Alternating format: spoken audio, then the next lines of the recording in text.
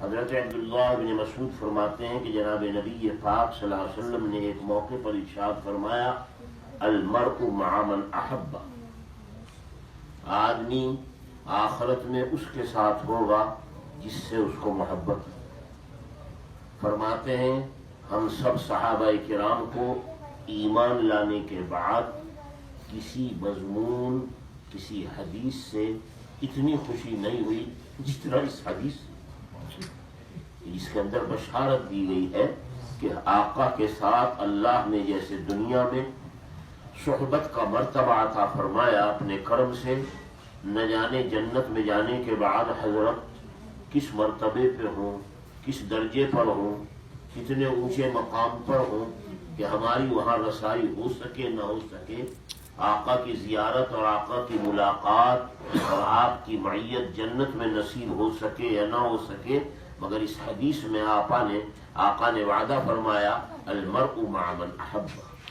آدمی مرنے کے بعد قیامت میں انہی کے ساتھ ہوگا جن سے محبت۔ ہمارے حضرت شیخ نور اللہ مرقدہ فرمایا کرتے تھے کہ اس حدیث کے اندر ایک بہت بڑا علم کا دروازہ کھولا گیا ہے، صرف اتنا ہی نہیں کہ یہ بتا دیا گیا کہ ہم اپنے محبوب کے ساتھ ہوں گے، بے شک محبوب کے ساتھ ہونا محبت کا تقاضا ہے، مگر حضرت فرمایا کرتے تھے اس حدیث کے ذریعے ایک بات اور معلوم ہوئی کہ دنیا میں جتنے بھی ایمان والے، خاص طور سے دین کی خدمت کرنے والے اہل علم ہیں اور اہل ایمان،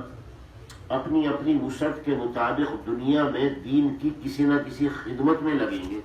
اللہ کی توفیق سے، کوئی تصنیف میں، کوئی تالیف میں، کوئی تعلیم میں، کوئی تبلیغ میں، کوئی تذکیر و تزکیہ میں، جس کا جیسا ذوق، کوئی پڑھنے پڑھانے میں لگ گیا ہے، کوئی خانقاہوں کے اعتبار سے لوگوں کی خدمت کر رہا ہے،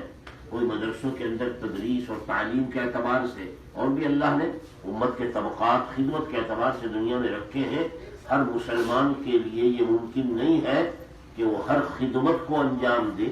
کوئی کسی خدمت میں، کوئی کسی خدمت میں، مگر حضرت نے فرمایا اس حدیث میں سبق دیا گیا کہ آپ دین کی خدمت چاہے کسی بھی لائن سے کریں، مگر دین کی جتنی خدمت کرنے والے ہیں سب سے محبت اگر کریں گے تو قیامت میں سب کے ساتھ حشر ہوگا۔ صرف اتنا ہی نہیں کہ آپ عالم بن کر اٹھیں گے، محدث بن کر، صرف مبلغ بن کر، مگر فرمایا کہ اگر دنیا میں تعلق اور محبت سب سے ہے، اس حدیث میں وعدہ کیا گیا المرء مع من احب،